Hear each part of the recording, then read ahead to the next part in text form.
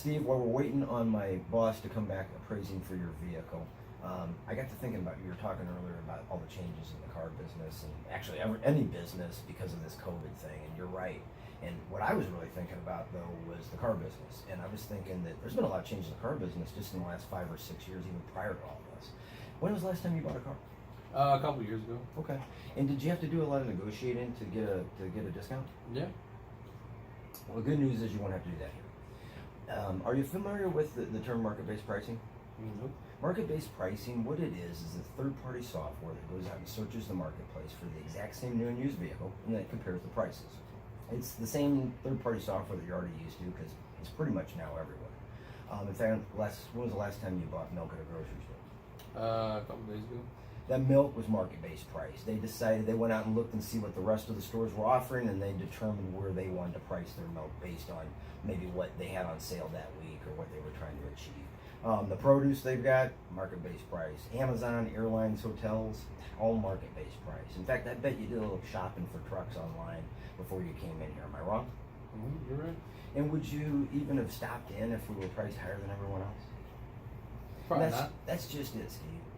If we don't price the vehicle right, you or anyone else for that matter won't even come and look at it, let alone take it home and purchase it. So we've got a free discount on our vehicles. So I just wanted to make sure you were aware of that. A lot of dealerships do something similar now, but again, I see you just pulled back up with your vehicle, so hopefully he's got it appraised here, and we'll go ahead and get you some figures, okay? All right. All right. So we come back. All right, Steve. So Steve, here's your opportunity. So the 2019 Ford Escape, they're at the original market price just a little over 40. Now they're giving you $5,500 in pre-discount. So the pre-discounted price is $33,975. And then the trade, they love it. They want to buy it for $8,000. So that leaves us a difference of $25,975. All we need to do is collect the tax, the license. Obviously, we need to have a clear title. I'm going to go ahead and have you okay it here. I guess the only question would be, how do we want to title it? Are we going to title it in Steve or Steve? Steve, but I want a little bit more on the trade. Okay. How much were you thinking? At least 1,000. Okay. If you don't mind me asking, I mean, how'd you arrive at that 1,000? I just figured I could get more out of it. Okay. Somewhere else. I mean, the car's in good shape. Okay. Well, Steve, I understand that you'd like to get $1,000 more for it, or more like $9,000, and I can appreciate that. Based on what my management team's done for research, the fair market value for the vehicle is actually $8,000. Now you're asking for another $1,000 more, or about 12.5% more. So, and that might be a little bit problematic based on my team's research, or the management team's research on that vehicle. I mean, just imagine this. Imagine you'd done quite a bit of research on a SUV you want to buy, just like you did. And you knew that the fair price for one was right at around, just a little over 33, almost at 34. You knew that was the fair price. And then the dealership, they added, what did we say, 34? They added another 12% to that, or another $4,250. Okay, so would you buy the vehicle for what, we're talking about $38,000-$39,000, knowing Absolutely that knowing that and that's, I'm going to kind of run into the same reaction with my management team if I ask them to pay you another 12.5% more than fair market value for the trade. So I get it that you just want to make sure you're getting as much as you can for the trade. I'd do the same thing if I was in your spot. But this is the fair market value for the trade, so unless I'm missing something, that is where they're out for the trade-in. You know what? I know you like the truck or the SUV. Let's just get all this shopping behind you and get you out of here so you can start enjoying this SUV. I think I'm gonna give it a shot and just try and sell it on my own. Okay. So if you sell it on your own, or if we sell it, obviously there's some things that you want to do to put it in top dollar condition. So if you're going to sell it on your own, are you going to sell it for $9,000? Or are you going to try to sell it for more? Or well, I'd probably try to sell it for a little bit more. Okay. And what are you thinking you try to sell it at? I'd probably start at 10. Okay. So you'd start at $10,000. And I would tell you $10,000. I think you're being very realistic. I think that is top dollar for the LeSabre, or excuse me, LaCrosse. I think that is top dollar for it. However, whether you sold it on your own or whether we sold it, there'd be some things that we're gonna have to do to go ahead and get that in top dollar condition. And I'm just gonna run through them, so if you decide to sell it on your own, you know, and if you don't decide to sell it on your own, you kinda know where we're coming from. So the first thing is repairs. Now, you said earlier, in fact, I know because we did the appraisal together, or excuse me, we walked around your vehicle together before we gave it to the manager for the appraisal. And you needed 2 new tires, you need an alternator, and you've got 3 small dents. So tires, I know you were thinking about replacing those. You'd mentioned, what would you spend on 2 new tires for the rear? Probably at least 500. Okay, so you have 500 there. And then an alternator. So I'm not sure, did you get an idea? Were you looking at maybe I never used got a one? quote for that Okay. one, but I'd probably go the used route. Okay.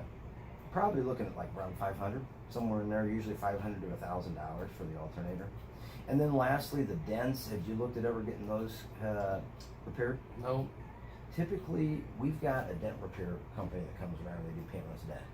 And they typically are about $50 for a small dent to $150, depending on how hard they are to get out.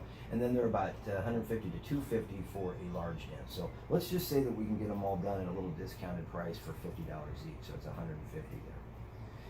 So we're talking about $1,050 there. Now the next thing you're going to want to do, it's a clean car.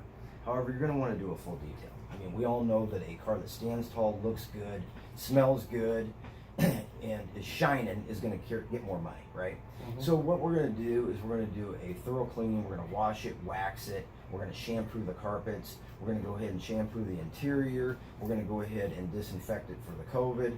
And then we're going to have to like take a fine-tooth comb and go in and get the dust and the crevices and the gear shifters and those types of things. So we're going to give it a good once-over. Typically professional details are around $100 to $250. What do you think you'd spend to have it detailed?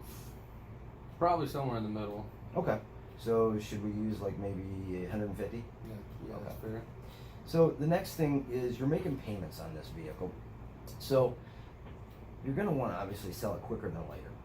So you're going to want to advertise the vehicle. Now the good news is back in my day, we put it in the newspaper. It would actually, you'd be limited on how much information you could put in there. You'd maybe get a picture in there and it would only go out to the local community. Now you can go out online to a cars.com, a Facebook, an Auto Trader, and you can advertise it to basically the whole United States and America, and the world actually. You can advertise it to them for a small amount of money. In fact, some of these are free sites. However, to market it right with pictures and whatnot, for instance, the cars.com gurus or Auto Traders typically $50, like $100, somewhere in there. So what would you do on advertising? I'd probably do the better package with Okay. the pictures and all Okay, that. so it's 100. And then fourth is discount.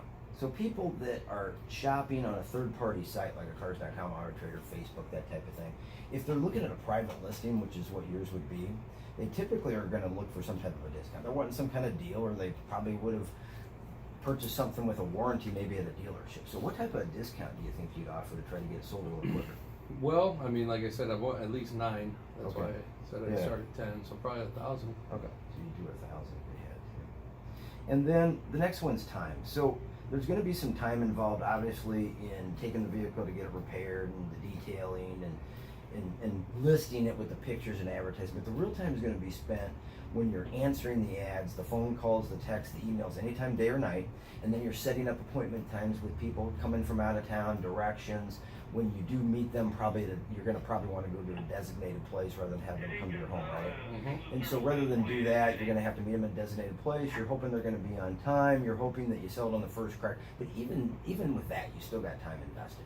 So what do you think your time's worth in this situation? 300, 600, 1,000? I mean, 300. Okay.